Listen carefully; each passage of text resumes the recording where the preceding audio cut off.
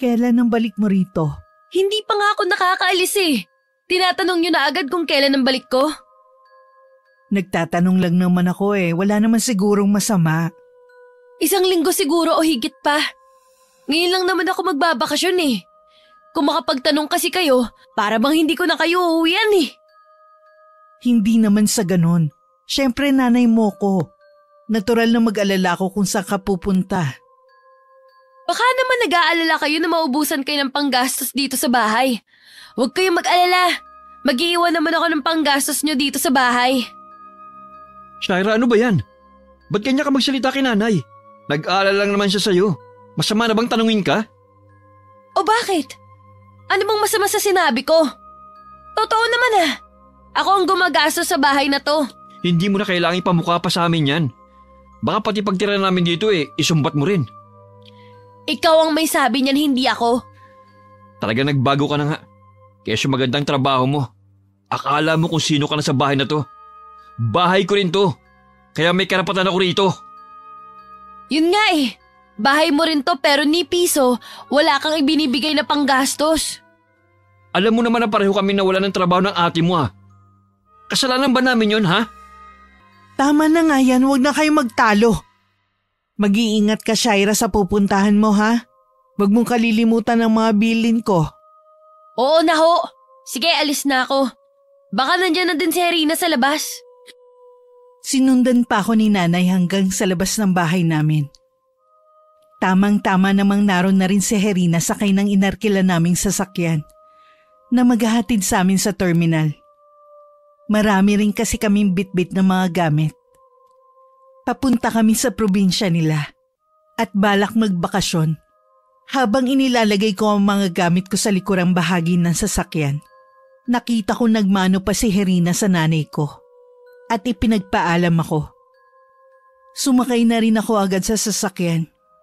Kumaway si nanay habang palayo kami, pero ang kaibigan ko lang ang kumaway pabalik. Hindi ko alam kung napansin ni Herina na masama ang timpla ko ng araw na yun. Nang makapasok si nanay sa loob ng bahay namin, kinausap siya ng kuya ko. Bakit niyo naman po hinahayaang kausapin kayo ng gano'n ni Shaira, Nay? Habang tumatagal, nagiging bastos. Hayaan mo na. Pagod lang siguro ang kapatid mo. Hindi naman kasi biro yung ako ay niyang responsibilidad dito sa bahay. Parang kailan lang naman buong buhay niyo naman kaming inaalagaan. Kayo nagtatrabaho noon para makapagtapos kami ng pag-aaral. Hindi bale. Maghahanap na lang ako ng trabaho na magaan lang para makatulong sa gastusin natin dito sa bahay. Baka mapano na kayo niyan, Nay. Huwag na po. Naghahanap na rin po ako ng trabaho para ako na lang po magbibigay sa inyo. At saka, gusto na rin pong bumukod ng bahay. Bakit naman? Bahay mo rin ito, kaya may karapatan ka rito. Nagsusumbong po kasi sa akin ng asawa ko.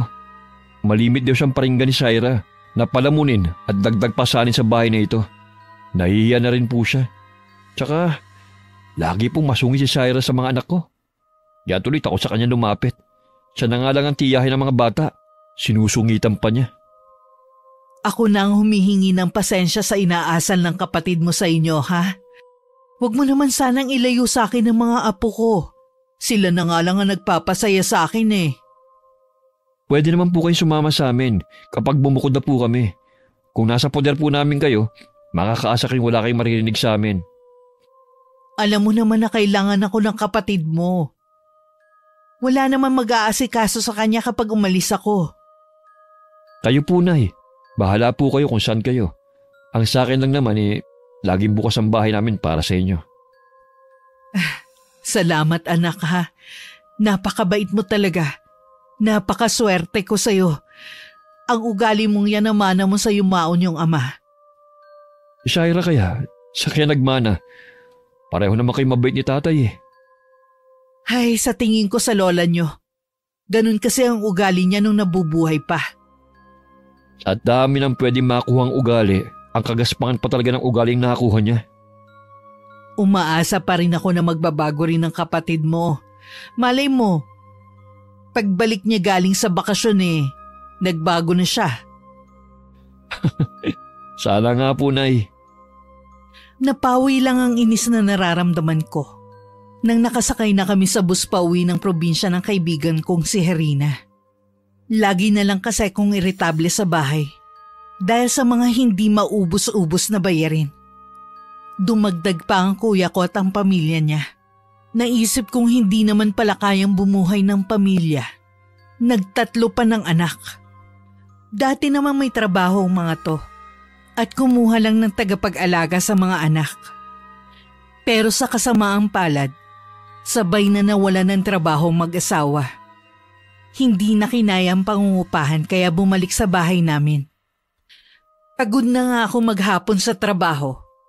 Dadatnan ko pang makalat at maingay ang mga anak ng kuya ko. Bago pumasok sa trabaho, naririndi ako sa ingay nila. At pagka-uwi ko, ganun pa rin. Kaya madalas kong masigawan. Kaya kapag nakikita nila ako, umiiwas na sila sa takot. Wala naman akong pakialam. Dahil kahit noon pa man, hindi na ako malapit sa kanila. Kahit nga nung mga nakanghipag ko, hindi ko siya nagawang dalawin sa ospital. Pati ang hipag ko na hindi naman mayaman, walang alam sa gawaing bahay. Wala na silang ambag, hindi man lang tumulong sa gawaing bahay. Kaya lalo ako naiirita sa kanila. Oh, bakit nakasimangot ka na naman? Ay, paano kasi? Nagtalo na naman kami ni kuya. Akala mo kung sino? Wala na nga siyang ambag sa bahay. Ngayon lang naman, di ba? Sabi mo nga nawalan sila ng trabaho ng hipag mo. Kawawa nga sila eh. Ang hirap kayang walang mapagkuhanan. Eh di sana maghanap na sila ng trabaho. Hindi yung nakatunga nga lang sila sa bahay. Malay mo naman, naghahanap na sila ng bagong trabaho. Ilang buwan na nilang sinasabi yan. Hanggang ngayon, wala pa rin. Mahirap naman kasi maghanap ng trabaho ngayon eh. Mga tamad nga lang kamo. Gusto habang buhay magpakargo. Grabe ka naman magsalita. Pamilya mo pa rin sila. Hindi ka ba nakukonsensya na sabihan sila ng masasakit na salita? Na kung pamilya ko sila, dapat lang nilang malaman ang nasa isip ko para alam nilang hindi ako natutuwa sa kanila. Kailangan bang karguhin ko sila habang buhay? Siguro habang wala pa silang trabahong nakukuha. Wala namang ibang tutulong sa kanila kundi ikaw lang. Pagod na ako sa kanila. Halos wala na nga matira sa sahod ko dahil sa laki ng gastusin sa bahay. Bakit hindi na lang kaya ikaw ang bumukod? Ipaubaya mo na sa kuya mo ang bahay niyo. O nga no. Tama. Ako na lang ang bubukod. Bahala na sila sa buhay nila. Kaya ko lang naman sinabi na bumukod ka para maranasan mo yung pakiramdam na wala kang pamilyang kasama. Tingnan mo kung kakayanin mo mag-isa. Siyempre kakayanin ko. Masaya kaya yun. Tahimik akong aalis sa bahay at darating akong tahimik din kasi walang mga batang makukulit. Pagbalik natin, umpisahan mo na maghanap ng mauupahan. Ganun na nga ang gagawin ko. Halos umabot sa tengang ngiti ko. Hindi ko na napansin na napapailing na lang si Herina habang pinagmamasdan ako. Mula high school, magkaibigan na kami ni Herina. Sa lahat na naging kaibigan ko, siya ang pinakamabait at maunawain. Kaya matagal na rin siyang kilala ng pamilya ko at hindi na itinuturing na iba. Habang nakatingin sa labas ng bintana, unti-unting bumibigat ang talukap ng mata ko hanggang igupo na ako ng antok. Nakatulong din ang lamig sa loob ng bus para lalong mahimbing ang tulog ko. Marahang yugyug ang nagpagising sa akin. Paglingon ko, ang nakangiting mukha ni Herina ang bumungad sa akin. Malapit na tayo sa bababaan natin. Napasarap ang tulog ko. Ang lamig kasi. Pansin ko nga, kung hindi pa kita ginising malamang mamaya ka pa magising. Pagdating na lang sa bahay ka bumawi ng tulog. Makalipas nga ang ilang minuto, papasok na sa terminal ang sinasakyan naming bus. Dahil nakaupo kami sa pinakahuling upuan, hinayaan muna namin na makababa ang ibang pasahero. Tsaka naman kami tumayong magkaibigan. Napakunot ang noo ko nang makita na wala sa taas na lagayan ng mga gamit ang isa kong bag. Hinanap ko yun, pero hindi ko makita. Bigla akong kinabahan na baka may nakadampot na nun. Sigurado ka ba dyan mo nilagay? Oo naman! Baka meron lang dumampot nun. Kapal naman kung sino man yun. Baka sa trunk ng bus mo na ilagay.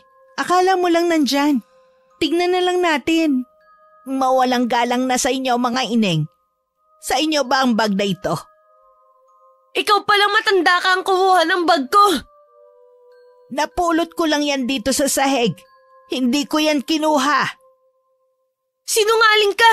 Paano mapupunta sa'yo ito kung hindi mo kinuha? Humanda ka sa akin kapag may nawala dito.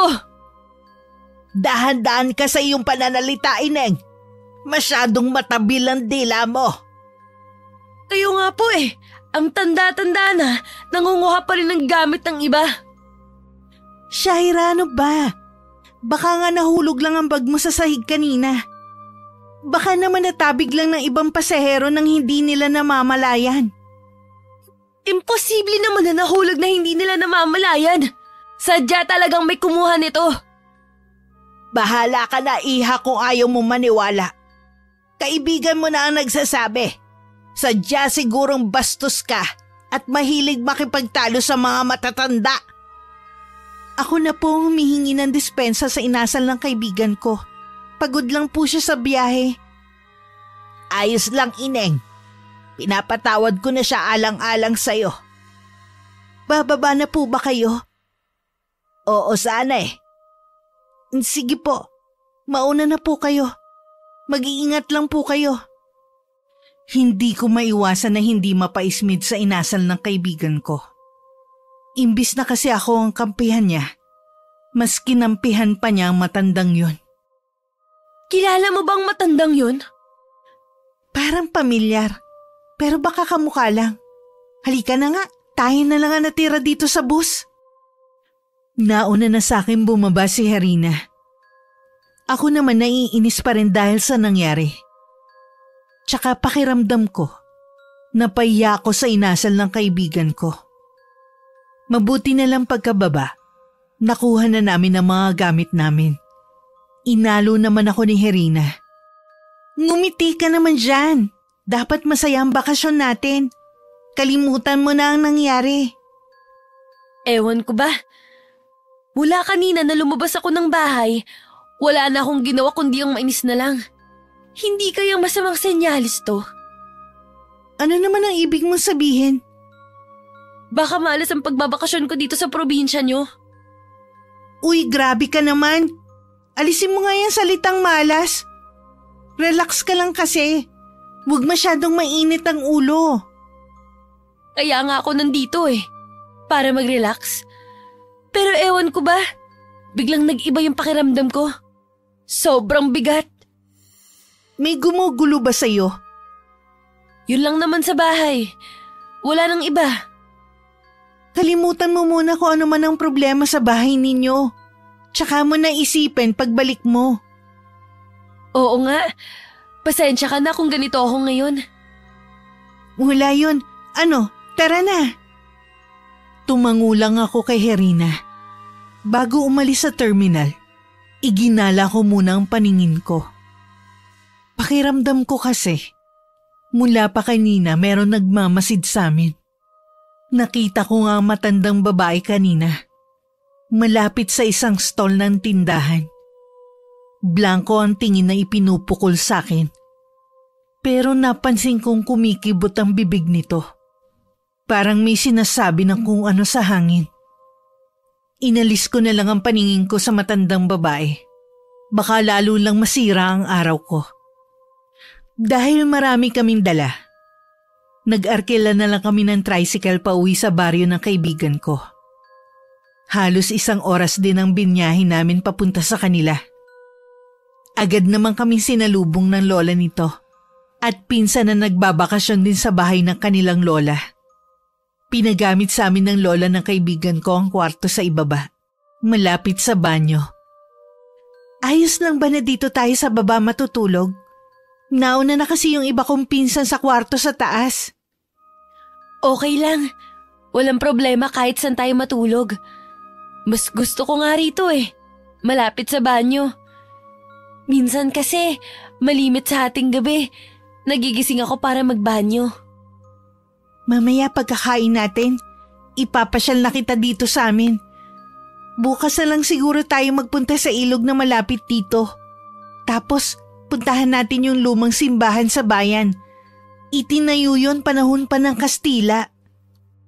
O sige, ikaw ang bahala. Inayos lang namin ang mga gamit namin ni Herina sa cabinet na naroon. At pagkatapos, lumabas na kami para kumain ng tanghalian. Pasado 1:00 na ng mga oras na yun. Kaya pala nagugutom na ako. Almusal lang kasi ang kinain ko ng araw na yun. Hindi rin ako kumain sa bus dahil nakatulog ako. Kami na lang ni Herina ang kumakain sa kusina dahil nauna na pala ang lola at mga pinsan nito. Dahil masarap ang ulam, hindi ko na malaya na naparami pala ang pagkain ko. Ayos lang yan. Yun nga ang gusto ni Lola eh. Yung ubos lagi ang niluluto niyang ulam. Ibig lang daw sabihin nun, masarap ang luto niya. Masarap naman talaga eh. Hindi tulad ng nanay ko. Kung hindi maalat, matabang naman ang luto. Baka nga tumaba ako dito eh. Kung ganyan ka lagi karami kumain, siguradong tataba ka talaga.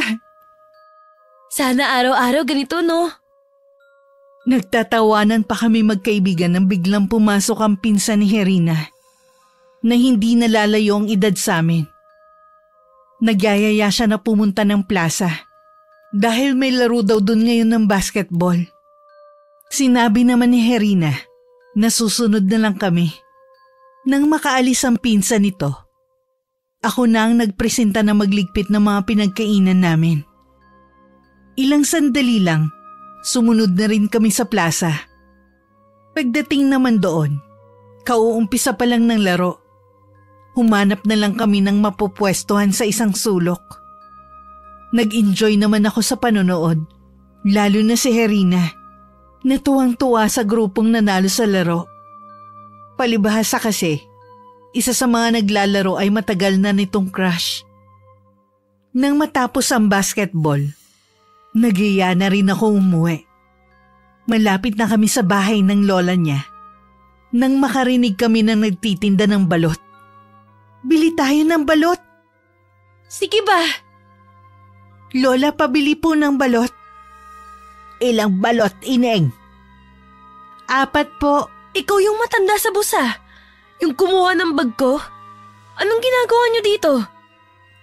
Kaya pala pamilyar kayo sa akin eh. Taga rito po pala kayo, Lola.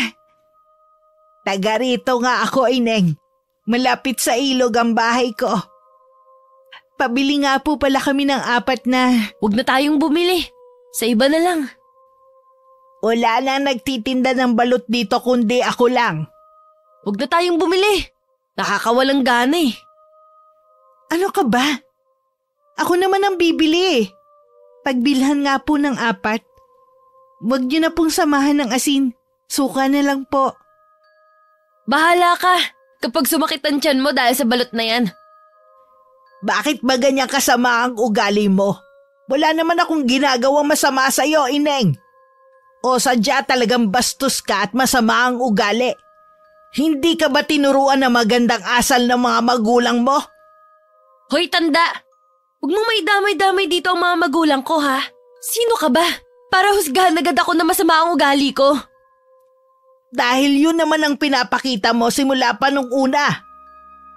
Mainit lang talaga ang dugo ko sa'yo dahil kinuha mong bag ko. Kasalanan mo rin naman eh kung bakit ganito ako makipag-usap sa'yo. Ilang beses ko bang sasabihin sa'yo na hindi ko kinuha ang bag mo? Nakita ko lang yun sa sahig ng bus. Sa tingin mo kaya, kung intensyon ko na kunin ang bag mo, isosoli ko pa sa'yo? Tama nga siya, Shaira. Pati ba naman matanda pinapatulan mo? Lola, Pasensya na po kayo sa kaibigan ko, ha? Ayos lang, Ineng. Sana mahawaan mo ang kaibigan mo na magandang pag-uugali. Talagang ginagalit mo ako, ha? Tama na. Umalis na nga yung matanda eh. Nakakainis kasi yung matandang yun eh. Dito pa talaga kami nagkita. Sana man lang itinago mo ang inis mo sa matandang babae. Ikaw lang tuloy ang napasama. Anong ibig mong sabihin? Hindi ako sinagot ni Herina. Nang lumingon ako, naroon pala ang mga pinsan nito. At may ilan din naroon ang nakatingin sa akin. Sa pagkakatingin nila sa akin, mukhang narinig nila ang sagutan namin na matandang babae. Dala ng nararamdaman ko, nakalimutan kong marami palang tao sa paligid dahil sa panonood ng basketball. Parang gusto ko nalang matunaw sa sobrang kahihiyan. Nang sulyapan ko si Herina, patalikod na siya. Agad akong sumunod sa kanya. Hanggang makauwi kami ng bahay, wala kaming imikan. Kahit nagingit-ngit ako dun sa matandang babaeng nagtitinda ng balot, kinimkim ko na lang muna. Nahihiya rin ako sa kaibigan ko at sa kamag-anak niya na nakita ang inasal ko kanina. Huminga muna ako ng malalim bago ko hinarap si Herina.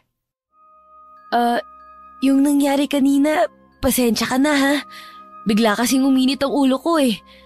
Sana mapatawad mo ako. Alam mo namang hindi ko kaya magalit sa'yo na matagal. Pero sana naman maging mabait ka dun kay Lola kapag nakita mo siya ulit. Sigurado kasi magkukrus pa rin ang landas ninyo. Oo naman. Pangako yan. Hindi ko na siya susungitan. Oh, gusto mo ng balot? Sarap kaya ng suka ni Lola. Sige. Isa lang. Nakahinga na ako ng maluwag ng mga sandaling yon. Akala ko tuluyan na magagalit si Herina sa akin.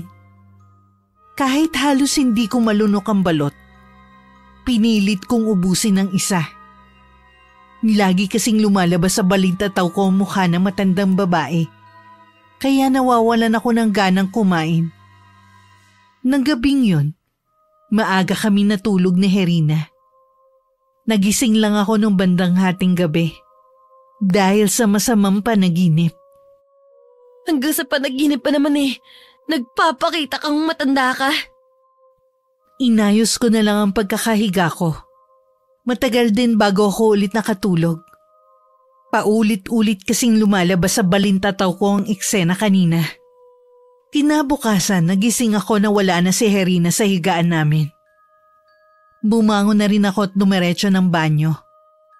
Pagkalabas ko, naabutan ko ang mga pinsan ni Herina sa kusina. Ngumiti ako sa kanila at bumate. Pero nagkatinginan lang sila at alanganing ngumiti sa akin. Nakaramdam naman ako ng pagkailang sa malamig nilang pakita.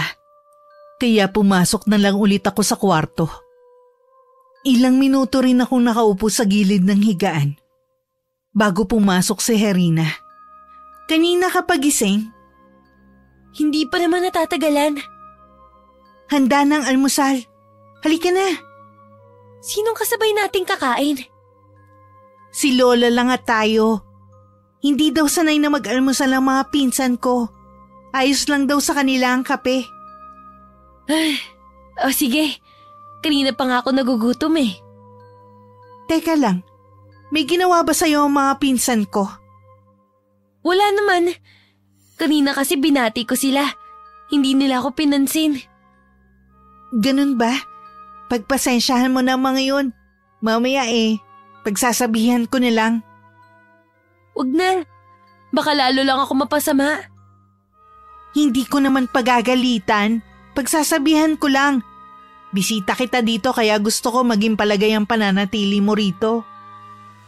O sige, ikaw ang bahala. Sabay na kami lumabas ng kwarto. Naabutan namin sa kusina na naghihintay sa amin ng lola ni Herina. Malaki ang pagkakangiti nito sa amin. Kinumusta pa nito ang unang gabi ko. Halata talaga rito ang pagiging mabait katulad ng kaibigan ko.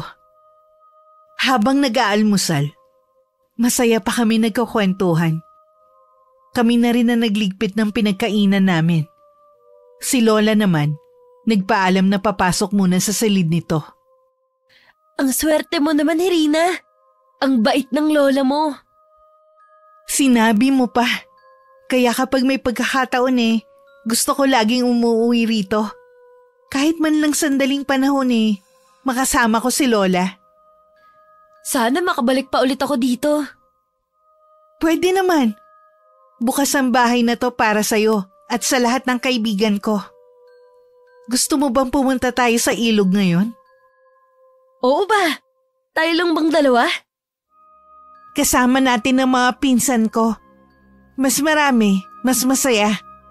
Ihahanda ko lang ang mga dadalhin natin. Nagpaalam ako sandali kay Irina na papasok muna sa silid namin para ihanda ang ilang gamit sa pagpunta namin sa ilog. Paglabas ko narinig kong sinasabihan niya ang mga pinsan tungkol sa inasal sa akin. Para ako nanliit sa sinagot ng isa nitong pinsan. Akala mo daw kung sino ako makapagsalita. Mukha naman daw akong pobre. Hindi daw nila nagustuhan ang inasal ko sa matandang babae. Hindi ko na narinig ang isinagot ni Herina sa pinsan niya.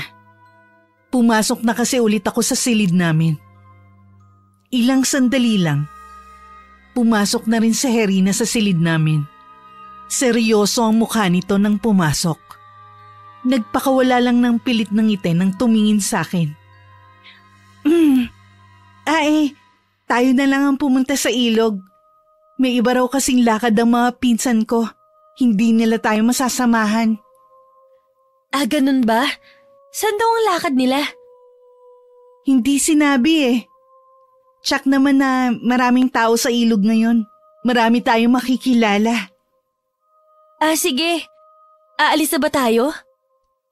Oo. Nakahanda na yung dadalhin natin. Lumakad na nga kami pagkatapos. Nang dumating kami sa ilog, marami ng taong naliligo roon.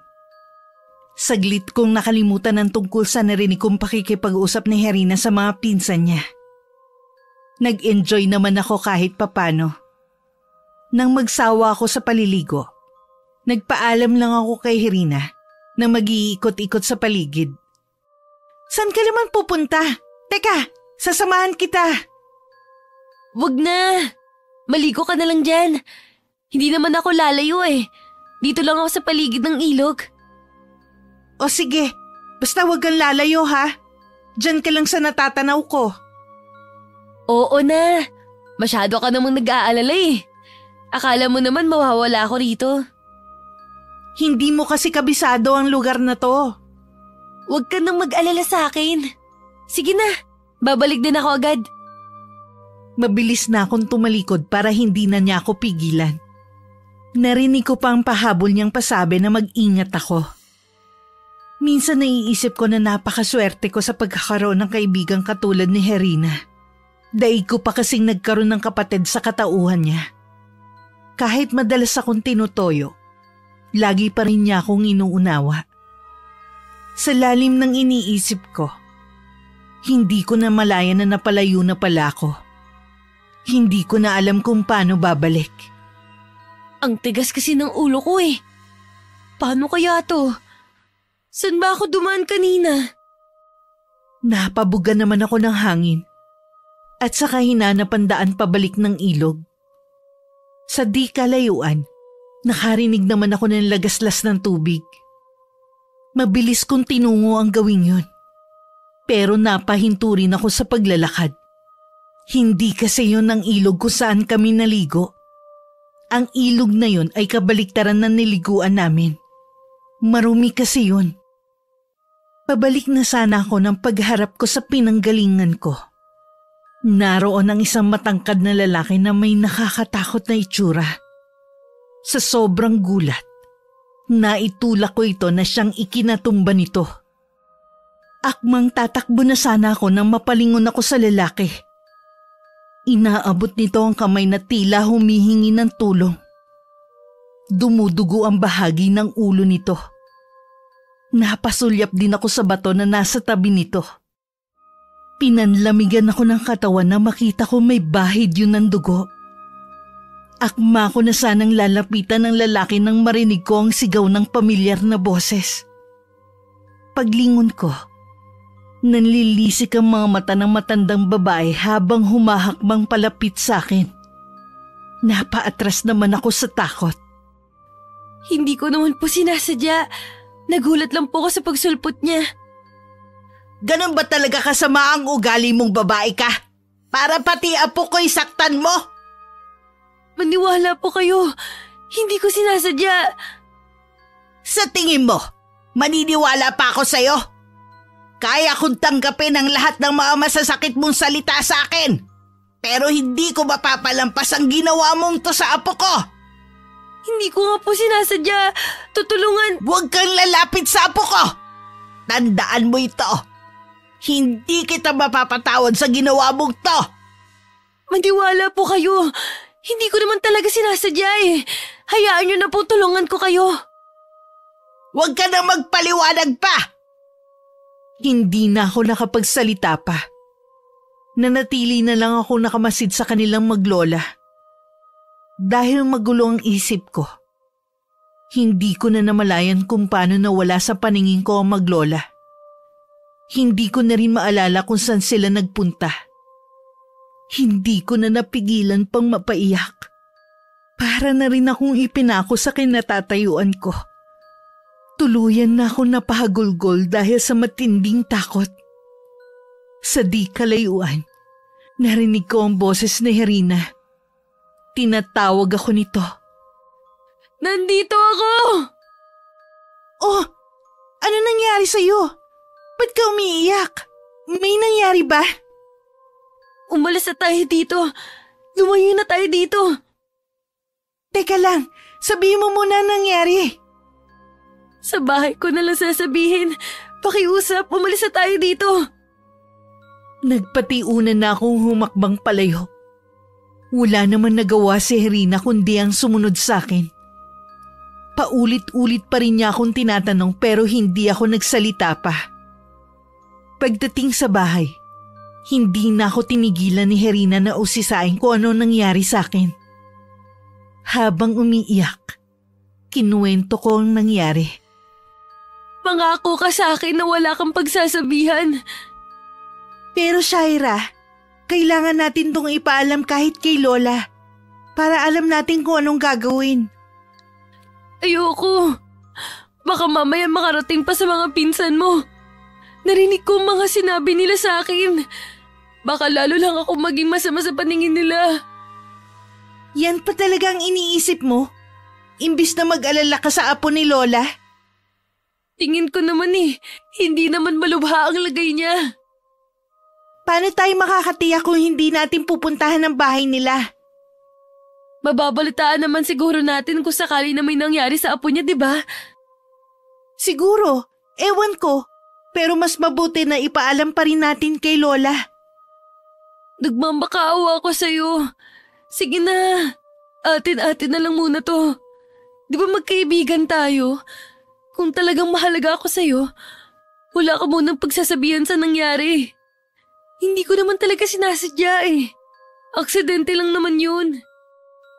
O sige. Salamat, Herina. Kaibigan ka talaga. Sa hapunan hindi ako kumain. Nagdahilan na lang ako na busog pa at pagod sa pagpunta sa ilog. Nakatingin lang ako sa kisame ng silid at iniisip ang nangyari kanina. Hindi ko maiwasan na sisihin ng lalaking apo nung matanda. Pakiramdam ko talaga, minamalas ako. Hindi nga yata maganda makipagtalo kapag aalis ka ng bahay. Nakaramdam din ako ng inis sa nanay ko at sa kapatid ko. Kayo talaga ang sumira sa bakasyon ko. Humanda kayo pagbalik ko dyan. Lalayasan ko na kayo. Magpapakalayo-layo na ako. Hindi niyo na ako makikita kahit kailan. Tumagilid ako ng higa. Pilit ko ding inaalis sa isipan ko ang mukha ng maglola. Ilang sandali lang, Narinig ko ang pagbukas ng pinto at boses ni Herina. Dinalhan kita ng gatas at tinapay. Kainin mo muna to. Wala talaga akong ganang kumain. Pilitin mo. Kasi nag-aalala sa'yo si Lola eh. Baka kapag inilabas ko to ng walang bawas, siguradong magtatanong yun. Malakas pa naman ang radar nun. Baka mamaya mapilitan akong sabihin. Sige na nga. Alam kong nahihirapan ka rin. Siguro mas maganda kung pupuntahan natin ang bahay ng matandang babae. Ayoko! Baka kung anong gawin niya sa akin. Pinagbantaan niya ako. Kahit kasi ako nakukonsensya. Paano kung namatay ang apo ng matanda? Di lumalabas pa na pinagtakpan ko ang krimen mo. Wala namang krimen eh. Anong tawag mo sa nagawa mo? Tingin ko nga hindi naman malala yung nangyari dun sa apo ng matandang yun eh. Sana nga talaga. Pinagdarasal ko rin na sana maayos na ang lagay ng apo ng matanda. Napatingin na lang ako kay Herina. Ako naman, kahit nagugutom, hindi ko talaga malunok ang dala niyang tinapay. Lumagok na lang ako ng konting gatas at saka ako itinabi. Muli na ako nahiga. Si Herina naman nahiga na rin sa kabilang kama.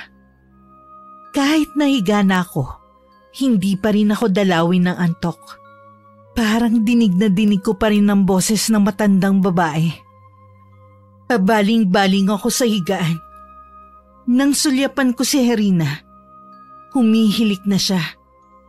Bumangon na lang ako at nagpalakad-lakad sa kwarto hanggang mapagod. Nahiga ulit ako at pinilit matulog. Ilang sandali lang, hinihila na ako ng antok. Nagising ako na para bang may nakatingin sa akin. Pagmulat ko ng mga mata, sobrang lapit ng mukha ng matandang babae sa akin. Nagsisigaw ako at pilit siyang itinutulak. Naririnig ko pa ang malakas nitong tawa. Gumising ka! Shaira! Nananaginip ka! Ha? Panaginip lang? Akala ko totoong nandito ang matandang babaeng yun eh. Magtatahimik ka lang kapag hinarap mo ang ginawa mo. Natatakot ako, Herina. Huwag kang matakot. Nandito lang ako. Tandaan mo, lagi lang ako nasa tabi mo. Hindi kita pababayaan.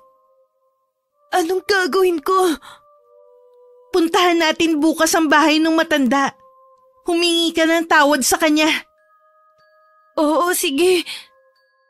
Tinabihan na lang ako ni Herina sa higaan ko. At hindi siya natulog hanggat gising ako. Dahil napuyat kagabi, tanghali na ako nagising.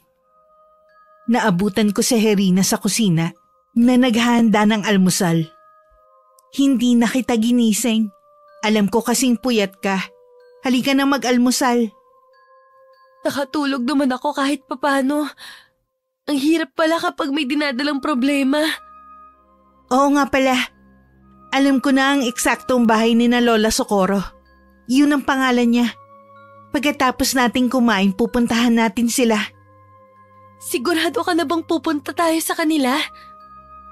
Ito lang ang paraan na alam ko para matahimik ka na. Wala namang mawawala kung susubukan mo humingi ng tawad sa kanila. Tumango na lang ako kay Herina para matapos na ang problema ko. Tsaka ako naman hinarap ang pagkain. Dahil hindi ako naghapunan, pakiramdam ko gutom na gutom ako. Pagkatapos namin mag-almusal, wala na kaming inaksayang oras. Agad na rin kaming lumakad. Habang patungo sa bahay ng matandang babae, pabilis ng pabilis ang kabog ng dibdib ko. Kulang na lang lumabas ang puso ko sa kinalalagyan nito. Malayo na sa karamihan ng bahay ng maglola. Masukal na rin ang pagpunta sa kanila. Isang kubo ang tila wala namang nakatirang nakita namin. Napapalibutan na rin ng matataas na damo ang palibot ng bahay. Para naman wala nang nakatira dyan. Pero sabi nun na pagtanungan ko dito daw nakatira maglola. Itsura pala ng bahay na yan. Wala na magtsatsagang tumira dyan. Tingnan na lang natin. Tapos tsaka tayo umalis. Nagpatiuna ng humakbang palapit si Herina. Siya na rin ang kumatok. Ngunit walang nagbubukas ng pinto. Nag-umpisa na rin magtayuan ng balahibo ko sa katawan. Pakiwari ko, may mga matang nagbabantay sa amin ng mga sandaling yon. Umikot pa si Herina sa may bintana para masilip ang loob. Pero nakasara yon. May maliit na butas sa dingding. Kaya nagkasya na lang siya na sumilip doon. Herina, mabuti pang umalis na tayo. Kanina pa ako kinikilabutan eh. Sa tingin ko may nakatira pa rin dito. May mga gamit pa sa loob eh. Baka umalis sila. Baka nga. Mabuti pang maghintay muna tayo. Ano?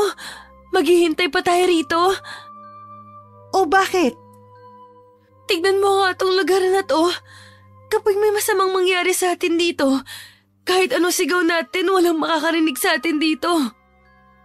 Sa pagkakaalam ko lang ha, kaya tayo nandito dahil sa kasalanan mo sa maglola. Kaya bakit ganyan na naman ang tono ng pananalita mo?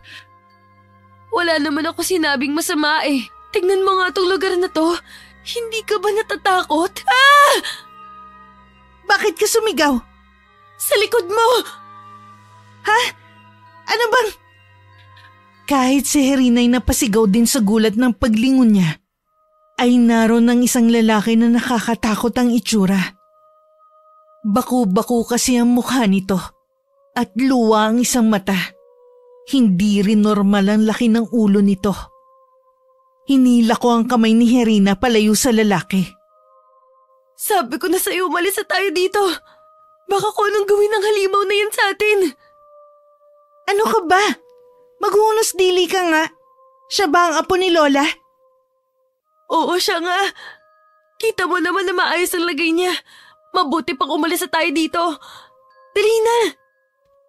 Humingi ka muna ng dispensa sa kanya bago tayo umalis. Ano? Hindi na kailangan, no? Mukha namang sinto-sinto yung lalaki na yan. Hindi naman niya maiintindihan. Kahit na, hindi tayo aalis sa lugar na to hanggat hindi ka humihingi ng dispensa sa kanya. Ayoko. Kung ayaw mong umalis, maiwan ka dito. Ano? Pagkatapos kitang samahan, iiwan mo lang ako dito? Ang tigas kasi ng ulo mo eh. Hindi ako hihingi ng dispensa sa taong yan. Hindi natuloy ang pag-alis ko nang biglang sumulpot ang matandang babae sa harapan ko. Madilim ang anyo nito na nakatingin sa akin. Ang lakas ng loob mong pumunta rito para insultuhin lamang ang apo ko. Sintu-sintu baka mo? May sira sa ulo? Sa inaasal mong yan, mas mukhang ikaw ang may diferensya sa pag-iisip. Sino ka para pagsalitaan ako ng ganyan? Totoo lang naman ang sinasabi ko tungkol sa apo mo eh. Sa'yo ata nagmana. Masyado talagang matabil ang dila mo, Ineng. Hindi na ako makakapagpigil pa. Bakit? Anong gagawin mo, ha? Malalaman mo rin balang araw ang bunga ng pagiging bastos mo at kawalang modo. Lola Socorro, ako na po ang humihingi ng dispensa sa inaasal ng kaibigan ko. Huwag na po kayong magalit. Hindi mo kailangan humingi ng dispensa para sa kaibigan mo. Hayaan mong siya mismo ang makapagtanto sa mga mali niyang ginagawa. Aalis na po kami. Gusto lang po namin makatiyak na maayos ang lagay ng apo ninyo. Sige po, pasensya na po sa abala.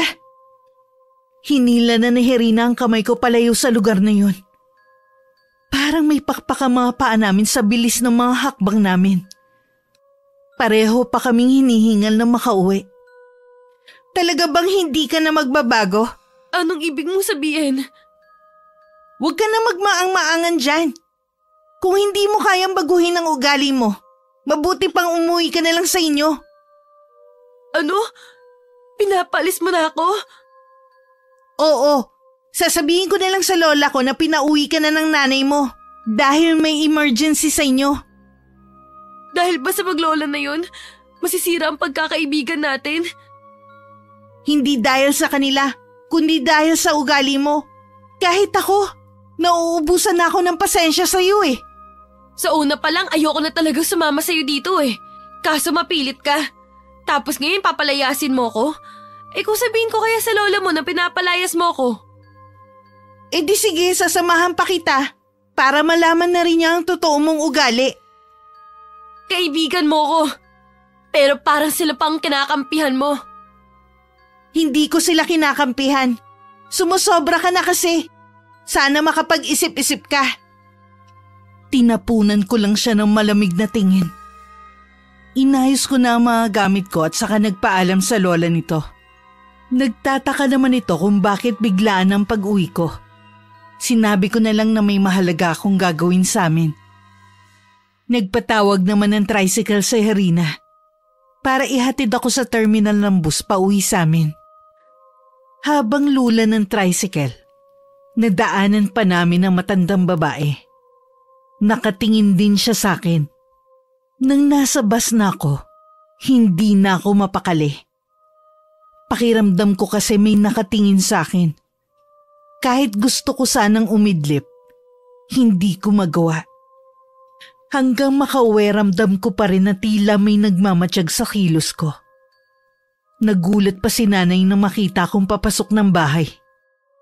Oh, akala ko ba 1 linggo ka magbabakasyon sa probinsya ng kaibigan mo? Umuwi na lang ako, kesa tuluyan pong masira ang bakasyon ko. Ano bang nangyari? Huwag niyo na lang pong alamin. Ayoko na rin alalahanin. Aalis din po ako maya-maya. Ha? Saan ka na naman pupunta? Titignan ko yung apartment na sinasabi ng kaibigan ko. Ano? Lilipat ka na ba?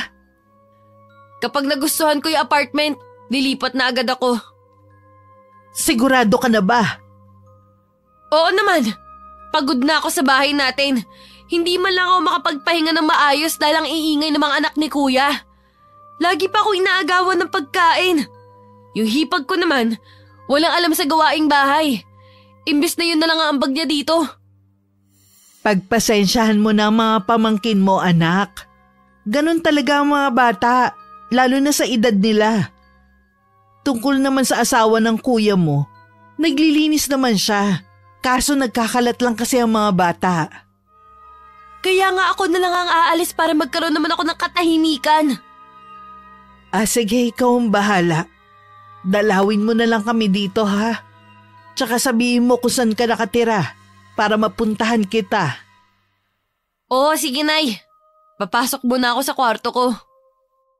Nagpahinga lang ako sandali at pagkatapos umalis na rin ako. Naabutan ko pa ang kuya ko na kumakain sa kusina. Narinig ko ang sinabi ng inay na bumalik na agad ako.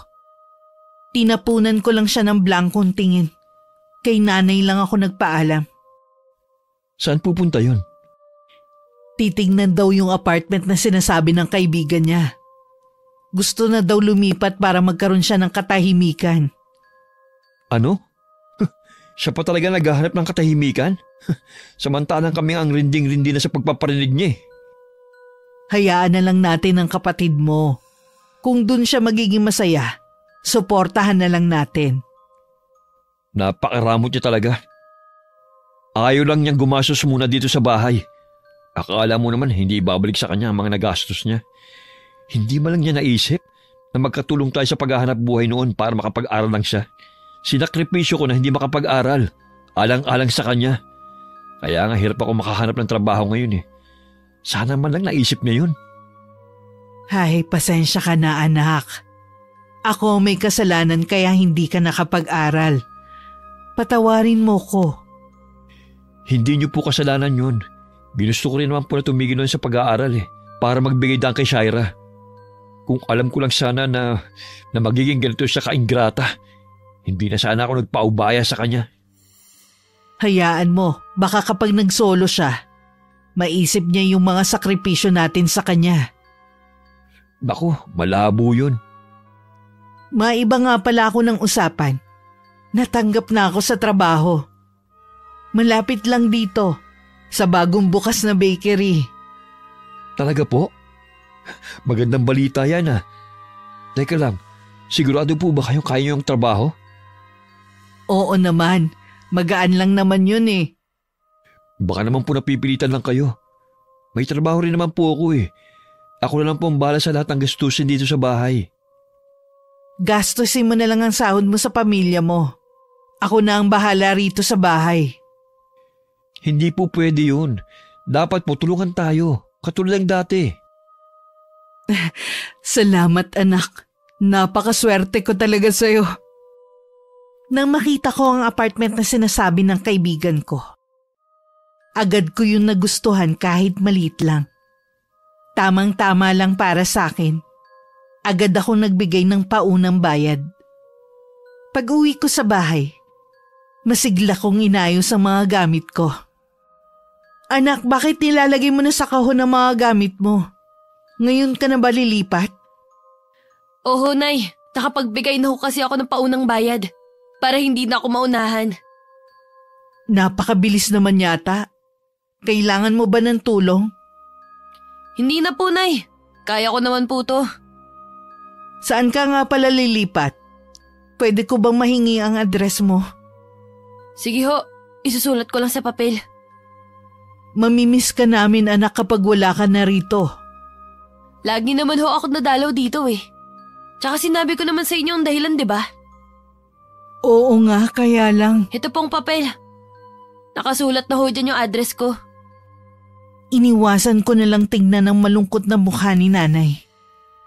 Mabilis ko na lang inayos ang mga gamit ko.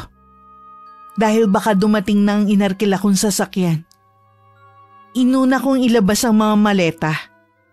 Nakasalubong ko pa si Kuya Jonel sa sala.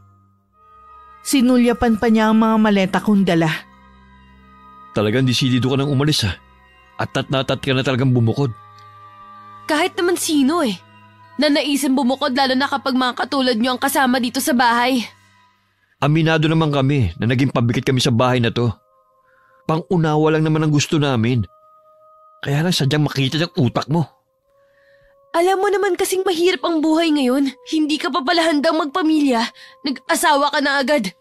Wala kang karapatan na pagsalitaan ako ng ganyan ha. Hindi porke ilang buwan mo kaming pinakain, pwede mo na akong pangaralan. Sana naisip mo, kung hindi dahil sa amin ni nanay, wala ka sa kinalalagyan mo ngayon. Sinusumbatan mo ba ako ha? Ang kapal mo naman. Tumigil na nga kayo. Wala na kayong ginawa kundi mag-away. Ikaw, Shaira, kung aalis ka, umalis ka na. Huwag mo nang awayin ng kuya mo. Aalis naman na talaga ako eh. Si kuya kasi, basta na lang humarang sa daraanan ko. Sana sa pag-alis mo matuto ka sa buhay. Hindi sa lahat ng oras papabor sa'yo ang swerte. Tinitigan ko lang sila pero hindi ako nagsalita. Ilang sandali lang, dumating na rin ang inarkila kong sasakyan. Ang driver na lang ang nagbuhat ng iba kong gamit. Pagdating sa apartment na uupahan ko, walang pagsidla ng sayang nararamdaman ko. Sa wakas kasi malaya na ako sa obligasyon ko sa pamilya ko. Mula ngayon solo ko na ang sahod ko. Makalipas lamang ang ilang araw, naging maayos naman ang pagbubukod ko. Tahimik at walang abala sa mga ginagawa ko.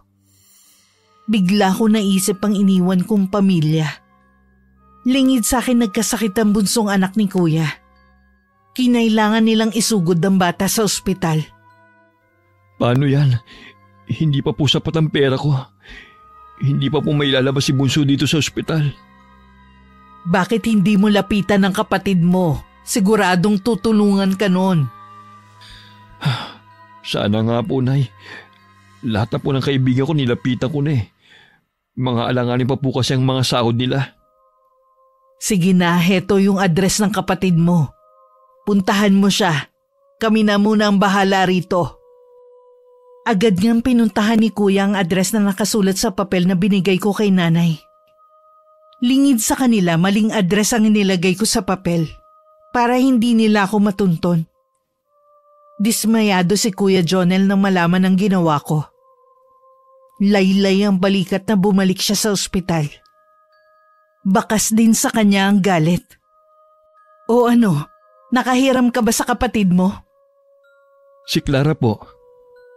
Umuwi muna ang asawa mo para kumuha ng ilang gamit kaya ako muna ang nagbantay sa anak nyo. Titingnan din niya yung dalawa nyo pang anak. Nay, mali po yung address na binigay sa inyo ni Shaira. Halos maikot ko na po ang buong lugar.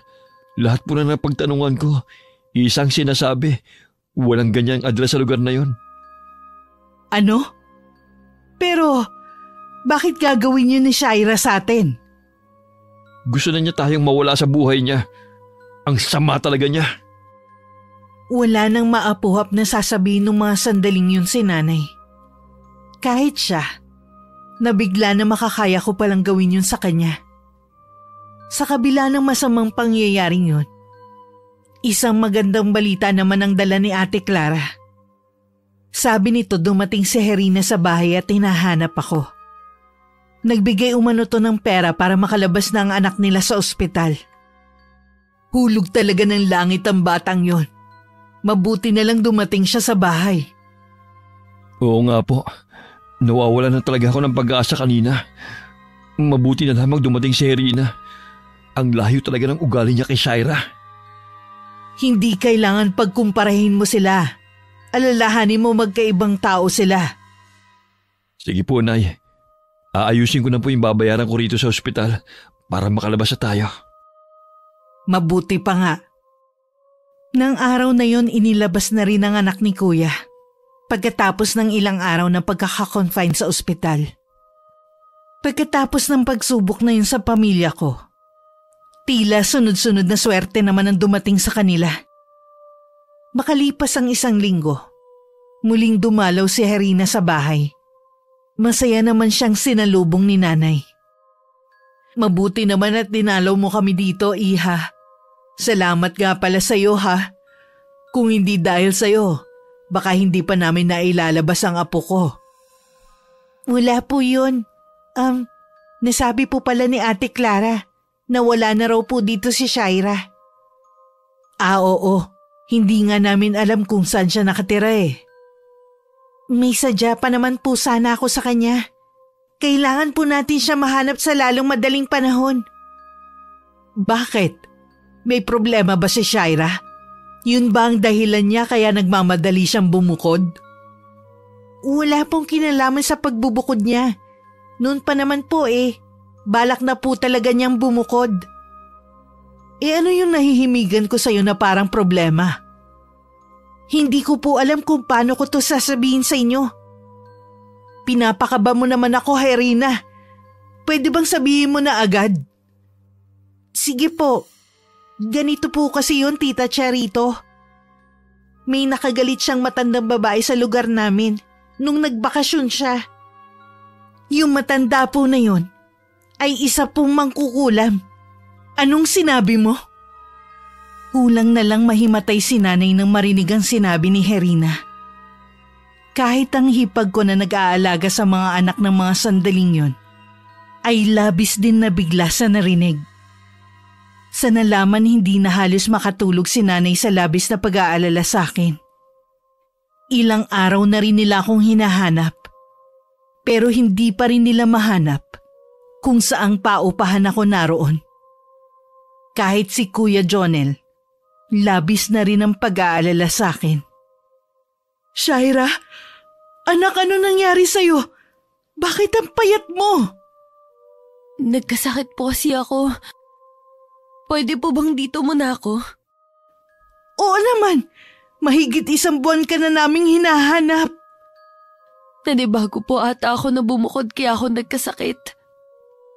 Ano ba ang nararamdaman mo? Hindi po ako makatulog.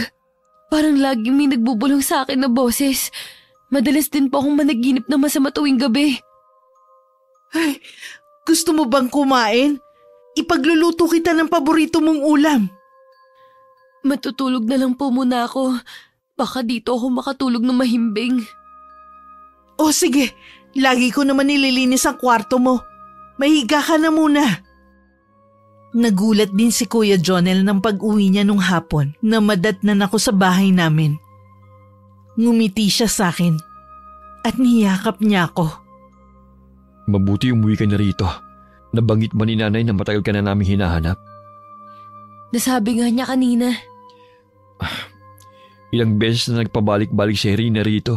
Hinahanap ka. Ano daw ang kailangan niya?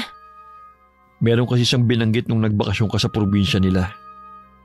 Sinabi niya yun sa inyo? Akala ko ba kaibigan ko siya? Karapatan naman naming malaman yun. Pamilya mo kami. Akala ko pa naman kaibigan ko siya. Ayun pala hindi rin siya mapagkakatiwalaan. Wala naman siyang masamang intensyon eh. Gusto lang niyang tumulong sa'yo. Kung gusto niya akong tulungan, dapat nanahimik na lang siya. Hindi siya maaaring manahimik. Dahil yung matandang babae, naghihiganti sa'yo. Isa pala siyang mangkukulam. Anong sabi mo? Yung mukhang mabahong matandang babae na yun isang mangkukulam? Oo. Dapat humingi ka sa kanya ng kapatawaran. Gusto ni Rina na bumalik ka sa probinsya nila. Hindi na ako babalik sa kanila. Shaira, sasamahan ka namin ni nanay. Sama-sama natin itong haharapin bilang pamilya. Mas marunong ka pa sa akin. Kapag sinabi kong ayaw ko, hindi tayo uuwi ng probinsya. Teka, saan ka pupunta? Bumalik ka. Nag-uusap pa tayo, Shaira. Pabalibag kong isinara ang pinto ng silid ko. Naupo muna ako sa gilid ng higaan ko habang nakasapo ang dalawang kamay sa ulo ko. Ilang sandali lang, tila meron na namang bumubulong sa akin. Inilibot ko ang paningin ko sa kabuuan ng silid. Parang naririnig ko ang halakak na matandang babaeng yun. Tigilan mo na akong matanda ka. Wala akong kasalanan sa'yo. Sinabi ng tama na. Lahat ng mga gamit na mahawakan ko, pinagbababato ko kung saan-saang direksyon. Paulit-ulit din akong sumisigaw. Shaira, buksan mo ang pinto, anak! Ano nangyayari sa'yo? Ayaw niya akong tigilan, Nay. Paulit-ulit na lang siyang bumubulong. Ayaw niya akong patahimikin. Nang bumukas ang pinto, nakasiksik ako sa sulok habang umiiyak. Agad ako nilapitan ni nanay at hinawi ang ilang hibla ng buhok ko na napunta sa mukha ko. Ano ba nangyayari sa'yo, anak? Hindi ka naman dating ganyan na. Masigla ka at puno ng buhay. Nay, gusto niya ako kunin. Huwag mo ko iiwan mag-isa. Tahan na, huwag kang matakot. Nandito lang ako, hindi kita iiwan. Inayos lang ng hipag ko ang sapin ng higaan ko, na nagulo ko dahil sa pagwawala ko. Inalalayan na ako ni nanay na mahiga. Nang akala kong tatayo siya, agad kong pinigilan ang kamay niya. Saka ako umiling-iling. Umupo sa tabi ko si nanay. Sa kanya hinaplos-haplos ang buhok ko. Hindi ko na namalayan na unti-unti nang bumibigat ang talukap ng mga mata ko. Hanggang tuluyan na akong makatulog. May luha pa ang mga mata ni nanay nang titigan ng mukha ko. Ilang sandali pa, lumabas na ng silid ko si nanay. Para kausapin naman si Kuya Jonel. Kailangan madala ang kapatid mo sa isang manggagamot. May kakilala si Clara na magaling na albularyo sa kabilang barangay. Kailangan lang natin makumbinsi si Shaira na sumama para magpagamot.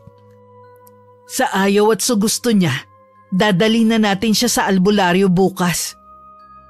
Kinabukasan maaga ako nagising. Nakabihis na rin si nanay at kinakausap ako na sumama na para magpagamot.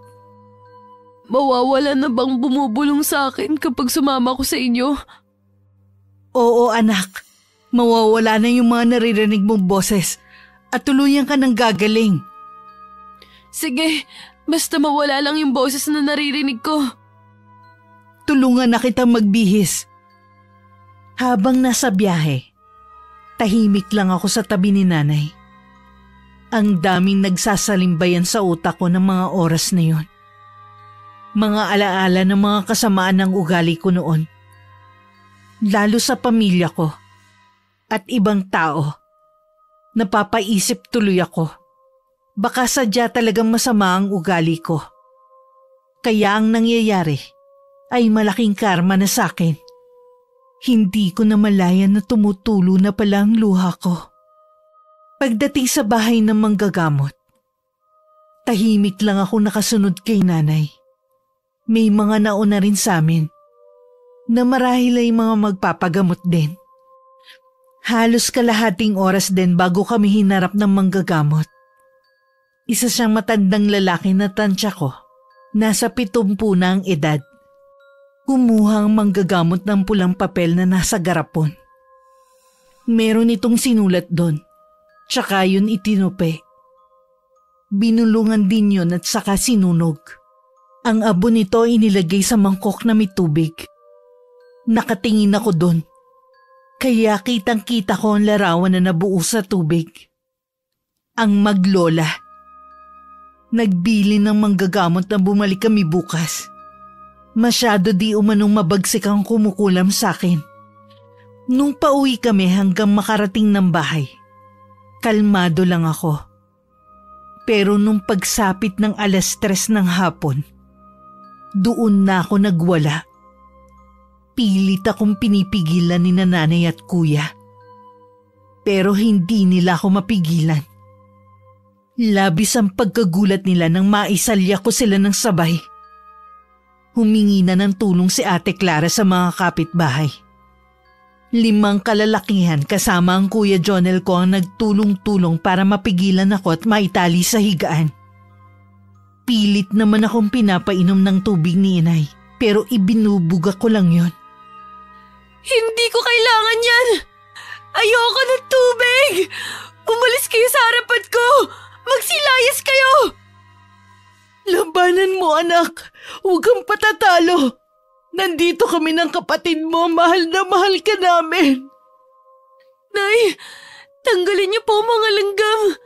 Ginagapangan nila ako. Tanggalin niyo po.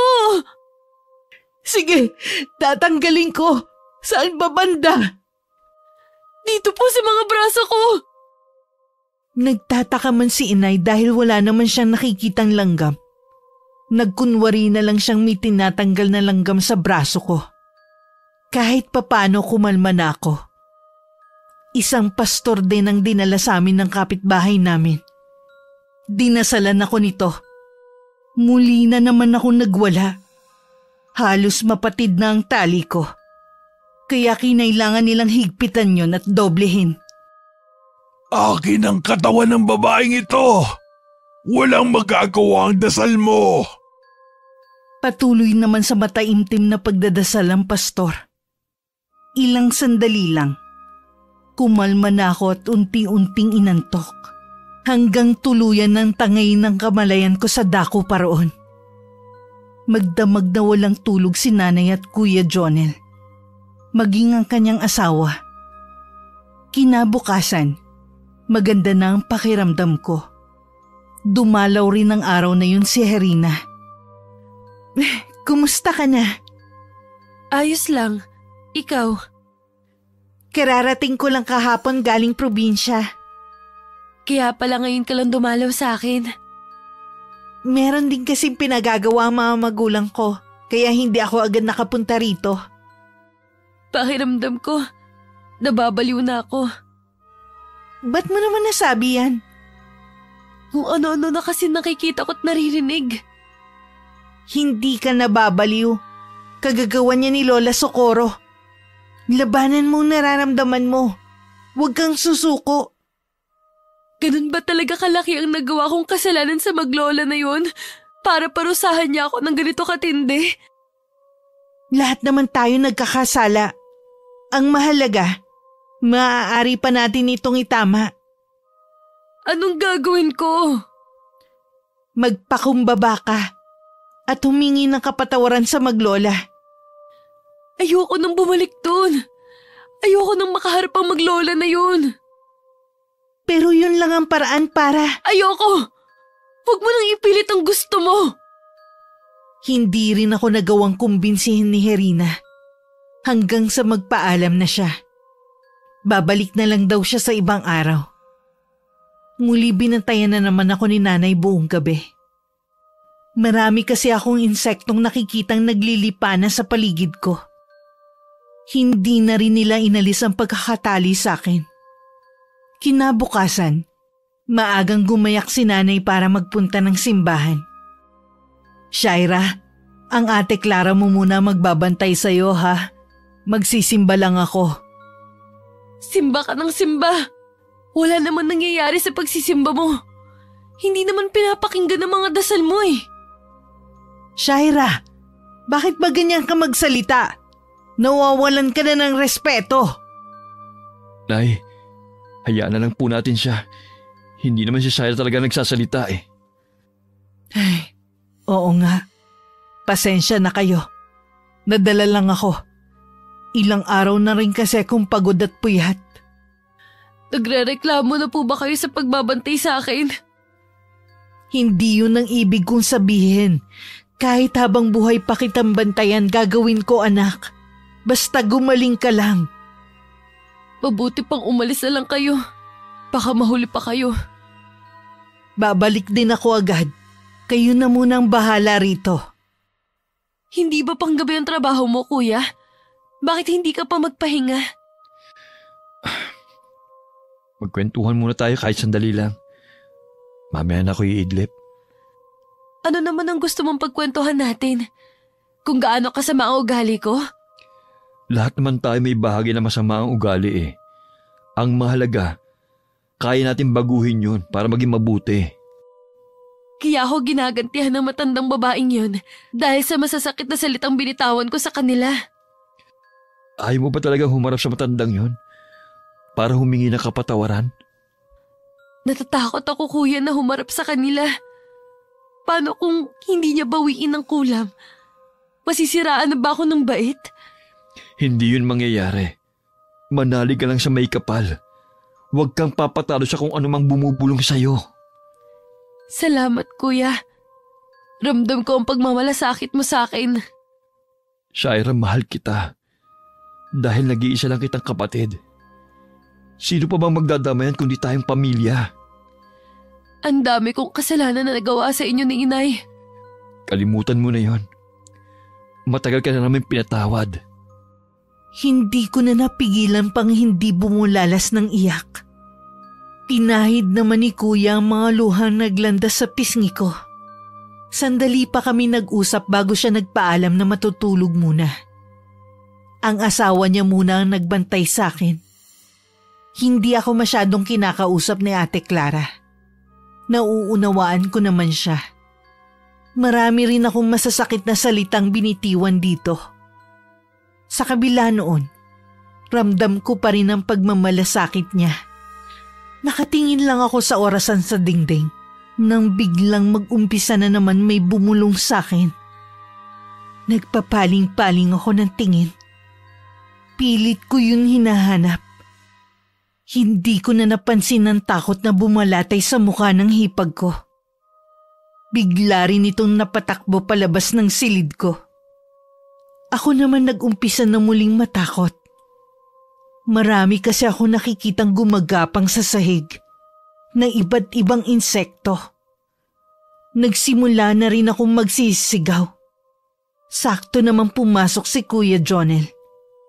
Pupungas-pungas pa siya na halatang naalimpungatan lang sa pagtulog. Ano nangyayari? Naririnig ko na naman siya, kuya. Inuutusan niya ang mga insekto na lapitan ako. Patayin mo ang mga yun, kuya. Huwag mo hayaan na makalapit sa akin ang mga yan. Papasok sila sa katawan ko. Wala naman akong nakikita. Ayan o, nasa sahig malapit na sa akin. Kahit walang nakikita, nagkunwari na lang na pinapagpag ni kuya ng kamay ang sinasabi kong insekto. Pero napapiksi si kuya nang maramdaman na tila merong gumagapang sa kanyang braso. Ako naman nagtititili nang umabot na sa akin ng mga gumagapang na insekto. Sa sobrang pagkataranta ni Ate Clara, nagtawag na naman siya ng kapitbahay. Nang araw na yun sinundo ang albularyo na gumagamot sa akin. Akala lang nila natutulog ako. Pero gising na gising ako at mataman nakikinig sa kanila. Wika ng albularyo. Masyadong malakas ang itim na kapangyarihan ng matandang babae. Natatalo di umano ang kapangyarihan nito. Nagbigay siya ng payo na makiusap ako sa matandang babae para patawarin na niya ako. Baka lumambot ang puso nito at mapatawad ako. Dahil kung hindi daw kasi magpapatawad ito, sisirain ng matandang babae ang isip ko. Habang tumatagal, ramdam ko na ang panghihina ng katawan ko. Nakakapako na rin ang mga buto ko sa katawan. Ayaw ko na ring tumingin sa salamin. Nang araw na yun, dumalaw muli si Herina. Aninag sa kanyang mga mata ang matinding awa sa akin. Herina, pwede mo ba akong samahan? Saan naman? Sa probinsya niyo. Handa na akong harapin ang maglola. Mapatawad man nila ako o hindi, ayos lang sa akin. Ang importante, makahingi ako ng kapatawaran. Maganda yan. Sasamahan kita. Hindi na kami nag-aksaya pa ng panahon. Hindi ko na pinasama si inay. Mas gusto kong nasa bahay na lang siya para magpahinga.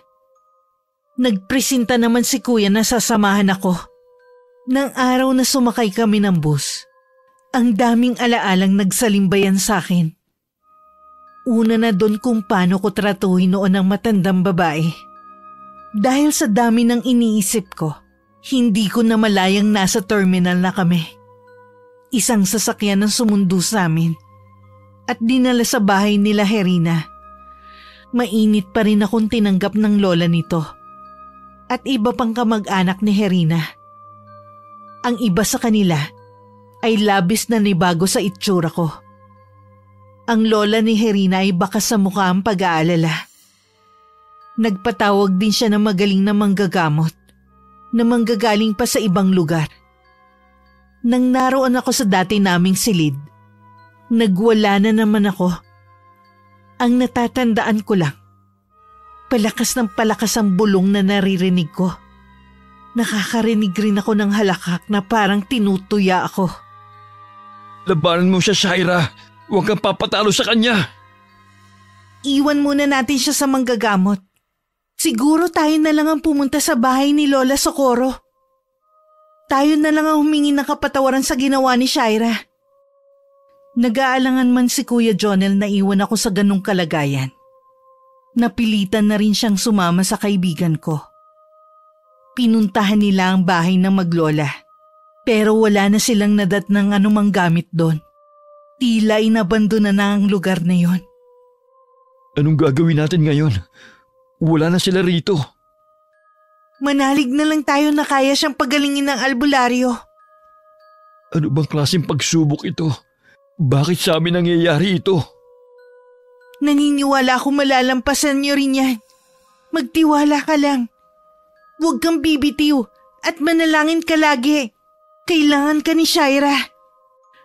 2 gabi akong ginamot ng albularyo. May mga pasa na ring lumalabas sa katawan ko noon. Wala na rin ako matandaan sa mga ginagawa ko. Basta sabi lang nila, madalas nanlilisik ang mga mata ko. At bumubula na rin ang bibig ko. Puno na rin daw ng kalmot at sugat ang katawan ko na ipinagtataka nila kung saan galing. Nagdesisyon ng albularyo na ibalik ang sumpa sa akin sa nagbigay nun. Dahil sa pagmamatigas nito na bawiin ang kulam. Isang orasyon ang ginawa ng albularyo kontra sa kulam na iginawad sa akin.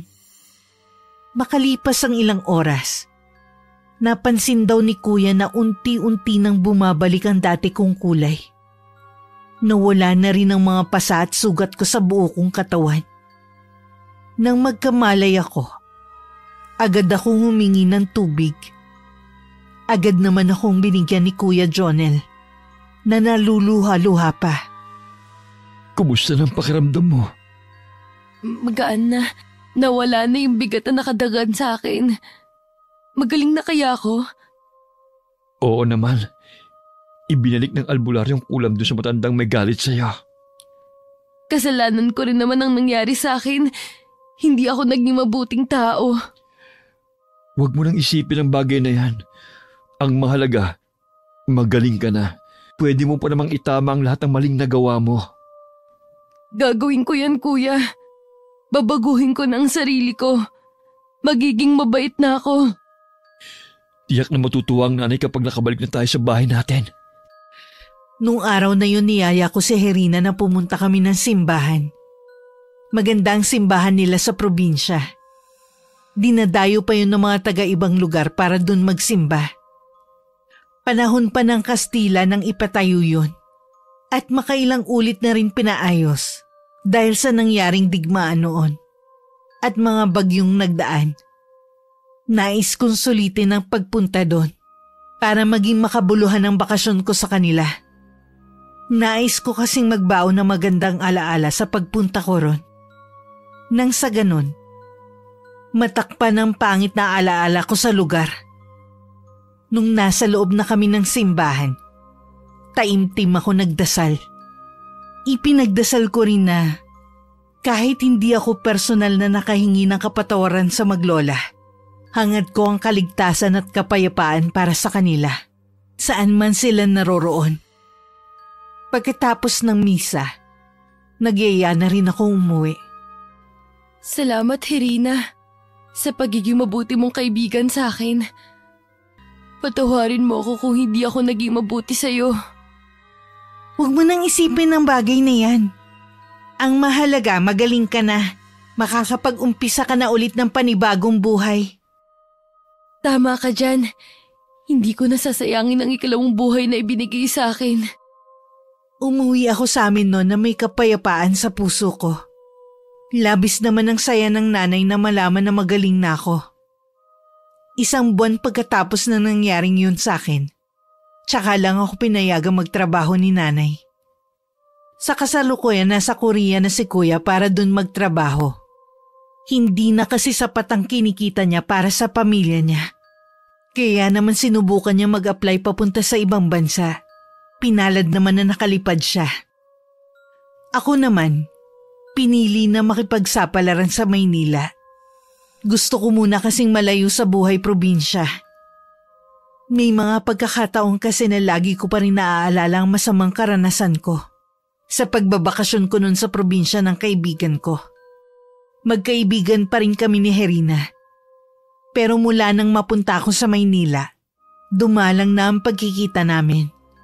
Sa paglipas ng mga taon, natuto akong mangolekta ng mga anting-anting. Ang masamang karanasan kasi na yun na nagtulak sa akin para maniwala na kaya akong protektahan ng mga anting-anting laban sa mga kulam at ibang masasamang elemento.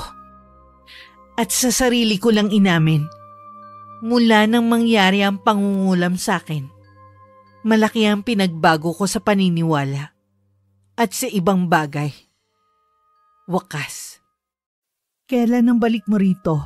Hindi pa nga ako nakakaalis eh.